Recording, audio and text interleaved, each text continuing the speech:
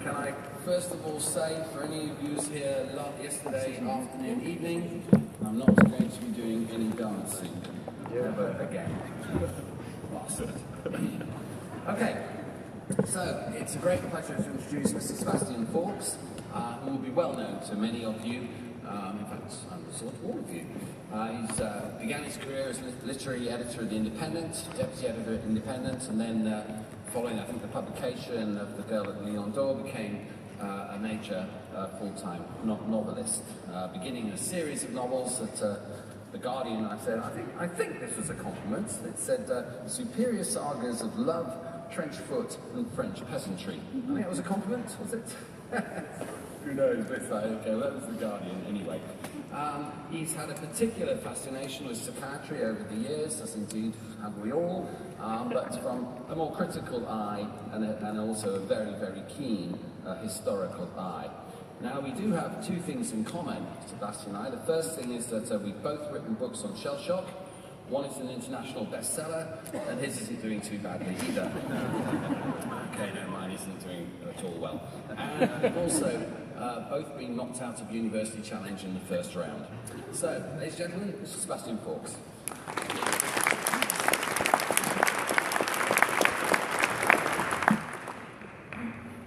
Thank you, Simon, very much. And hello, everyone. Thank you for coming along to hear someone who knows nothing about medicine talk to you for a few minutes. It's quite a hanger in here, isn't it? But I hope you can hear me okay. I suppose writers divide into as many different categories as there are people who pick up pens. But when I decided that I wanted to be a novelist, I wanted to write about big things and big ideas. And as a rather perverse schoolboy, I was always interested in things which were mysterious and difficult to explain. So when I reached the age of 17 or 18, which is about the time, I suppose, people sort of come alive and look around the world. I looked around the world. I was growing up in England during the Cold War, and I thought, how on earth did we get to this? Who are we that we as children are living in the shadow of imminent nuclear war? And of course, if you have nice parents and teachers, they say, don't worry dear, everything's fine, everything will be fine. And I thought, this is really not fine at all. This is absolutely terrible. So the first group of books I wrote, though it wasn't quite as orderly as I'm making it sound, were really books about who are we in Europe in the 20th century, and how did we get to the rather calamitous and precarious position we are in. And I wrote a book called The Girl at the Lion d'Or, which is about a love affair in France in the 1930s. And the girl in question had suffered a trauma in her youth, which, since she was about 23 in 1936, by process of arithmetic, must have been during the First World War. And this led me to look at France's experience in the First World War, and then on to the war in general, which I'd always been interested in, basically because when I was at school, teachers couldn't really tell us, or seemed unwilling to describe the full experience of 1914-18. One of the things which that group of books led me to conclude was that the human being is a very, very strange creature indeed. And rather than just sit on that idea, I decided to investigate the way in which we are strange. So I suppose the second group of novels I've written, which would include Human Traces, Angleby, A Possible Life, and my most recent book, Where My Heart Used to Beat, are really, roughly speaking, about what are we? Not so much who are we, but what are we? Why is Homo sapiens such a flawed, unstable, violent, peculiar creature? I had been interested in the idea of mental illness from quite young, when my godmother's son, characteristically aged about 21, developed a severe illness. The word used to describe it, paranoid schizophrenia, was terribly off-putting and frightening, and there seemed to be a huge amount of confusion in his parents, my parents, all sorts of grown-ups, as to what this thing really was. Had he made it all up? And so on. But it was quite clear to me, age 11 or 12, that this was a young man who was in a very, very difficult place. Of the football team that I played in at school, aged 12, 2 of the 11 were diagnosed with schizophrenia. One at a remarkably young age, I think, about 17, and one later. When I was first married, we lived next door to a family with a schizophrenic son, and there was some concern among his parents whether his mental illness had been brought on by his enormous use of skunk, genetically modified cannabis, or whether it would have come anyway. They seemed very confused about the whole thing. I suppose what made me then think now is the time to tackle this difficult question was basically a concern for my children, a concern that they would not end up in some appalling back ward of a psychiatric hospital, either because of something in my genes as yet unexpressed, or because they had taken too much of the wrong drugs. I decided I would try to understand this strange contradiction between genes and experience. And also, I suppose looking back at the beginning of it, I was also one of the things that pushed me into writing it was my response to reading Freud's early case histories, which, like many readers, I found wonderful as literature, hugely entertaining, but completely specious and highly irresponsible.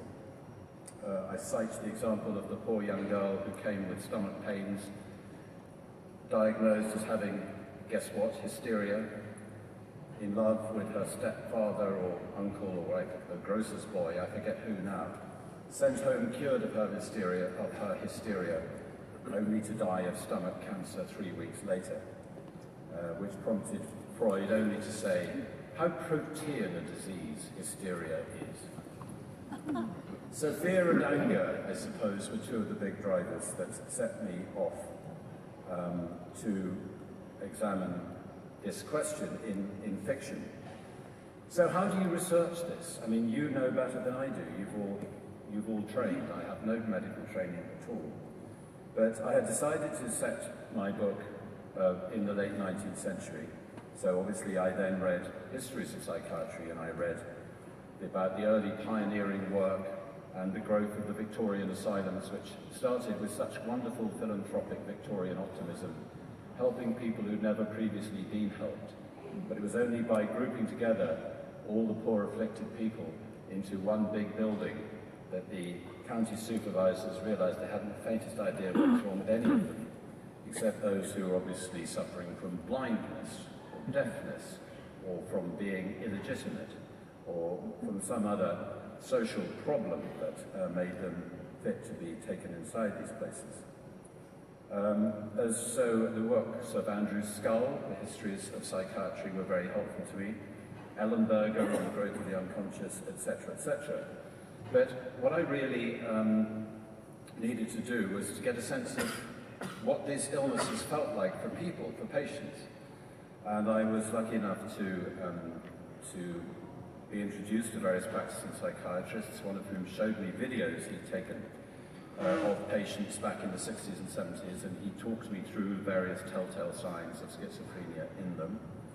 And I then met a woman, a very remarkable woman, who had formerly been a patient of Tim Crowe, Professor of Psychiatry at Oxford, and she was remarkable insofar as she was acutely ill, chronically ill, but in periods when she was better, she had tremendous insight and lucidity into what was wrong with her. And she sat me down and said, I'm going to show you what it's like now. And she gave me a Sony Walkman, old-fashioned tape machine with headphones, which she said, we're going to do a role play now. I'm going to interview you for a job. While at the same time as I'm doing that, I want you to press play on the headphones. So we started, and she said, where have you come from this morning? And I described my journey, and as I did so, a voice started up in my left ear. And as the interview went on, another voice started in my right, and then another one in my left, till in the end there were four very loud, competing, disparaging, violent, unpleasant voices, and it became very, very difficult concentrate on my interview. And eventually I had to take the headphones off, and I said, you know, I can't go on with this. And she said, fine, that's what it's like. And I said, yeah. She said, do you realize that you were lip reading me? And I said, yes, I was lip reading you because I couldn't hear otherwise. And she said, that's what it's like. And she said, I wanted to know who had been the Prime Minister before Tony Blair. And I said, well, it was John Major, wasn't it? She said, yes, but you didn't know when I asked you. And I said, well, of course I didn't, I couldn't concentrate. And she said, that's what it's like. But it was very interesting to me as I looked into the sort of studied works, the histories and so on, to see that while there was clearly a prevalence in families of this awful affliction, there seemed to be something else at work as well, what's generally called the environmental. I always found that a very puzzling phrase until I understood that what that really means is how many drugs you take and how much alcohol and so on. But then there was this very baffling thing of twin studies, which you all know much more about than I do, in which even identical twins who are genetically identical, one might develop schizophrenia and one might not. But then someone pointed out to me that probably the twins on whom these studies have been done were not in fact identical, they were dissimilar. But at the time the studies were done, there was no way of knowing that because they couldn't be genetically tested. But however, on and on I went, and the other thing that puzzled me a lot was that no other species seemed to have a comparable thing to human psychosis. And this, I dramatize, I'll give you, rather than explain my rather sort of rambling, unqualified, unmedical thoughts on this, I'll read a little bit from Where My Heart Used to Beat, in which the main character, Robert Hendricks, is working at this time in the 1960s in a rather sort of go-ahead, Langian type of community hospital in Bristol. He talks about exactly this.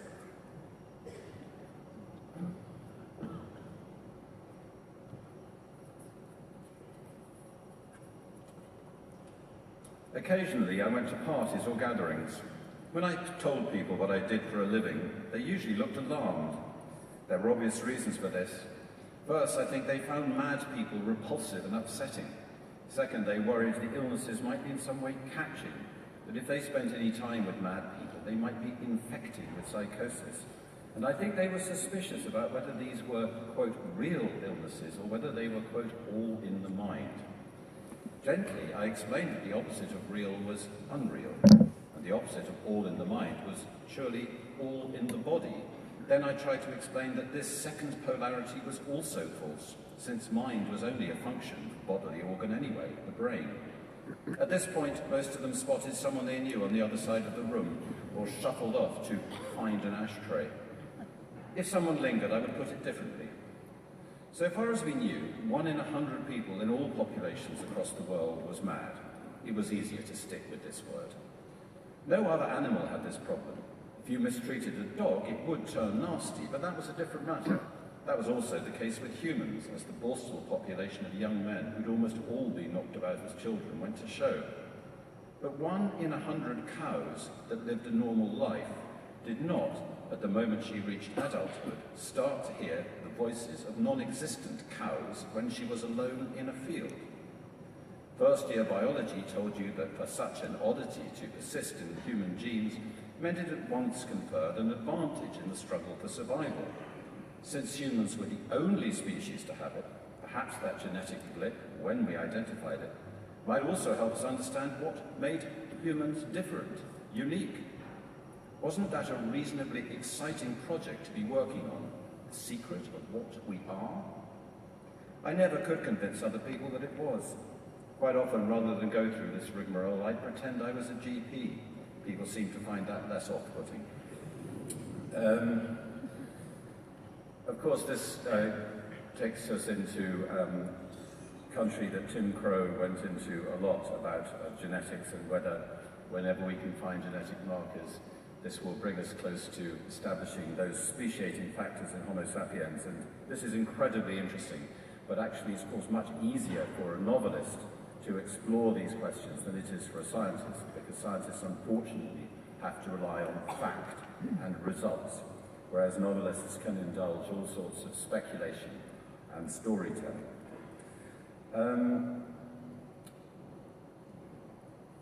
The other way in which I did research was by going to places. And researching as I was human traces just at the beginning of this century, 2001, about 3 or 4 years around that period, I was really too late to get inside the great Victorian asylums that I was going to be writing about. I did go to Springfield in South London, to Haywards Heath, and to Friern Barnet, formerly Colney Hatch.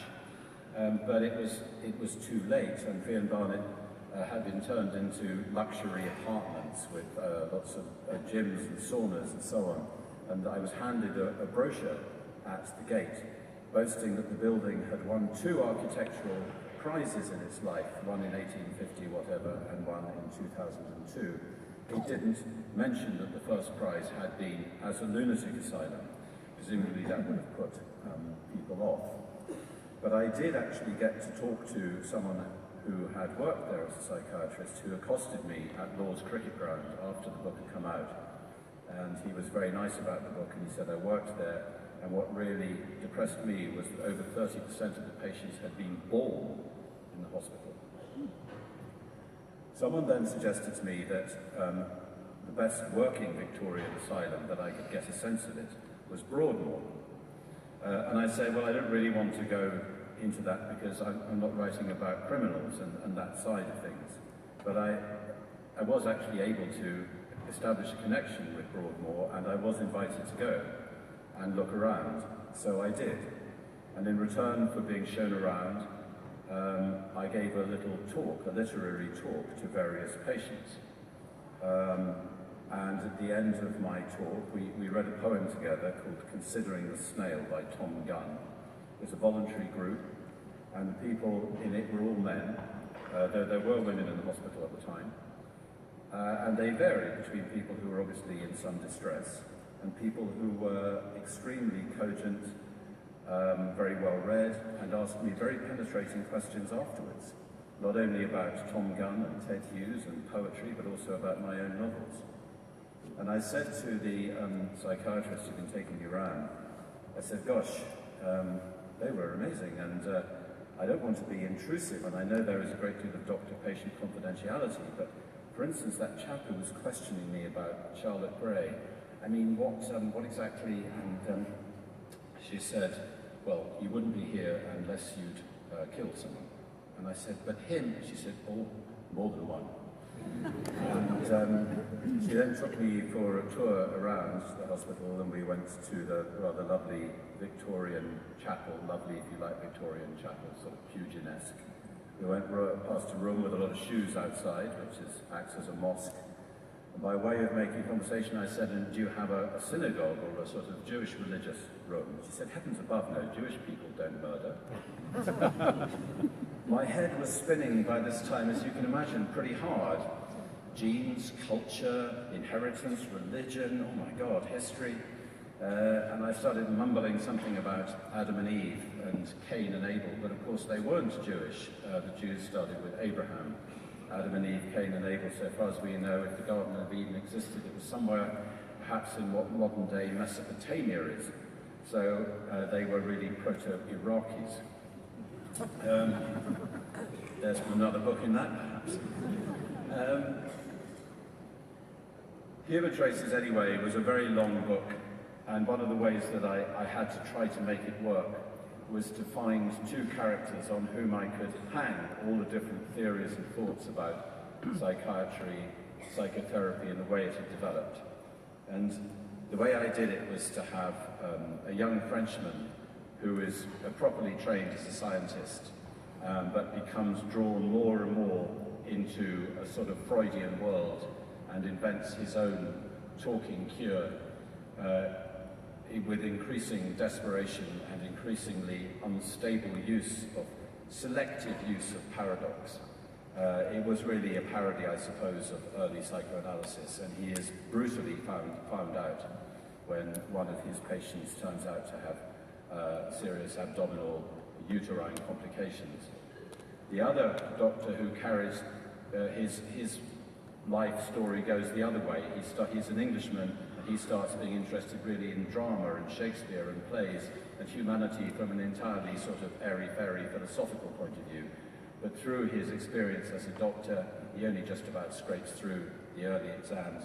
He becomes more and more interested in the biological side and the genetic side, and so the two arcs of the two stories of the two men cross over. And of course, the French doctor marries the English doctor's sister, and the English doctor marries the French doctor's prime patient. And so on. But it is a book that took me a very long time to write, and I put my heart and soul into it. And it's a great pleasure to me when people tell me that they've read and enjoyed that book. It's long and it's not that easy, but I love it with all my heart. I then wrote something completely different in a very, very sort of obvious psychological way. I think when you've been concentrating on something for a very, very long time, to the exclusion of everything else, when you finally finish and relax, something else that has been repressed or suppressed spins out of it. In the same way that when Keats finally gave up his 5-year struggle to write an epic poem, Endymion, all his great shorthand poems suddenly came pouring out. I was waking up one morning, and I don't know if you have this experience, I think people do, in those moments between as you're awaking or as you're falling asleep, when you hear voices, and I don't mean in any morbid way, but I hear poetry reciting itself, and I hear music composing itself. And I am convinced that if I could just be conscious enough to write it down, I would have written some of the most beautiful arias in the history of the world. But of course, stirring yourself sufficiently to be awake and conscious to write down the music or the poetry breaks the spell. But one day, as I was waking up, it must have been a year or so after I'd finished Human Traces, this voice started up and it said, "My name is Mike Engleby, and I'm in my 2nd year at an ancient university." And it went on, and I knew better than to try and write anything down, but I just pressed a little notional button in my head saying, "Record, save." And when I got to work later that morning, I was able to remember, I suppose, 6 or 8 sentences. And when I wrote them down, the voice started up again. Not literally this time, I wasn't hearing it, but sentences and words and thoughts were suggesting themselves. So I wrote them down.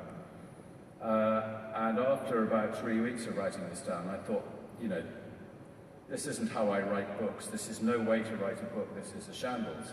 You're channeling this person. You're taking dictation from someone who doesn't exist.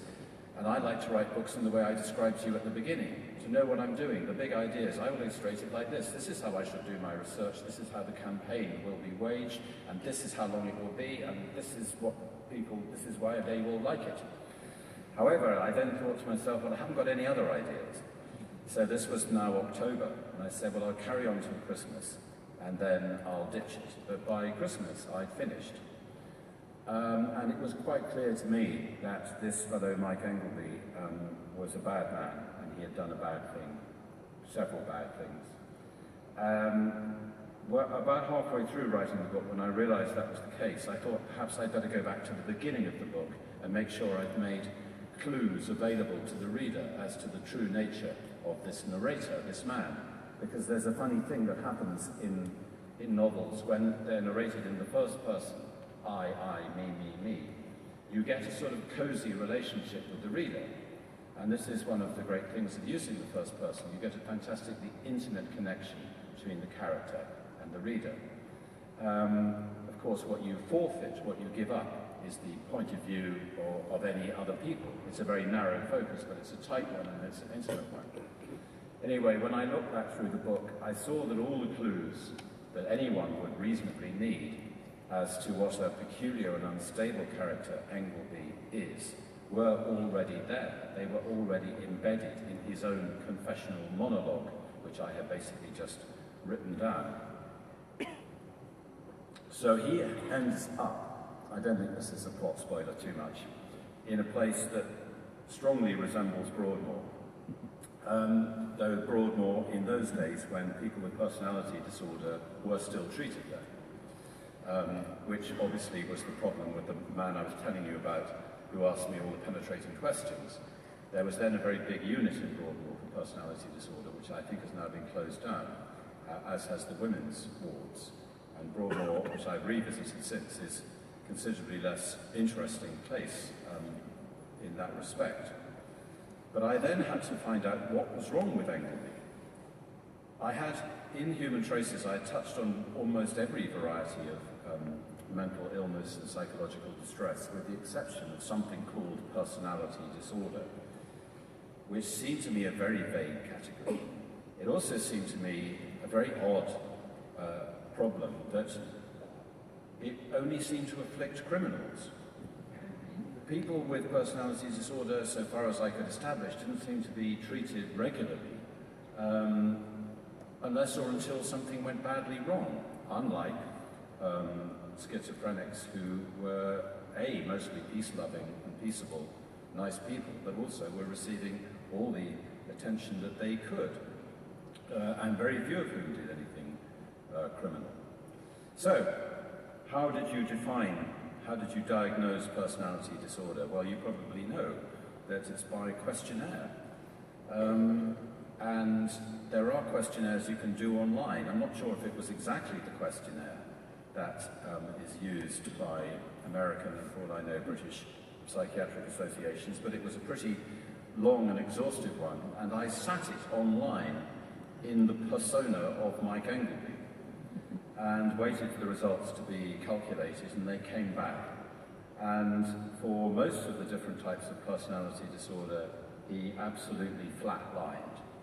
But there was one, narcissistic, in which he was quite high, and one, schizoid personality disorder, in which he was completely off the scale. So I found that I had found my diagnosis, and I'd done it sort of back to front. But there it was. There was no doubt this man was absolutely firmly at bullseye in that category. But I thought that in order not to, didn't want to jump to conclusions, so I thought I'd better resit the questionnaire as myself. And I did. And this went fine. And I too flatlined in almost every category, though much to my wife's delight, I was somewhat at risk in narcissistic personality disorder. She has never let me forget that. I think we're coming to the end of the half an hour, and I haven't really, I've rather sort of rushed through this. I wasn't quite sure how long I was supposed to be talking for, but I would just like to finish by saying that I may have sounded a bit frivolous to you at moments in this last half an hour, but that's not because I take the subject at all frivolously. And believe me, if you get through 650 pages of Human Traces, you will know that it's something I've taken unbelievably seriously.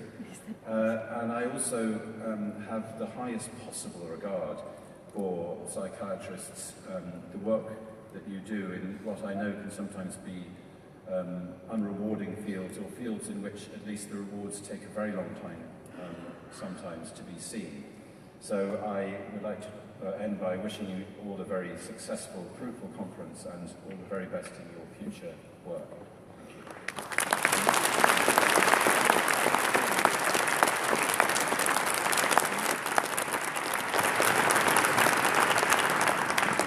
Ladies and gentlemen, that's fantastic and really nice to have someone who holds us in high regard. Not everybody does. Sebastian will have to leave fairly soon, but he's going to be doing a book signing in the RCPsych bookshop straight after this, and also will leave signed copies. But if you want to get a picture with him, now I'm afraid is your time. So we will move on, and I'm not sure I'm handing over the chair too.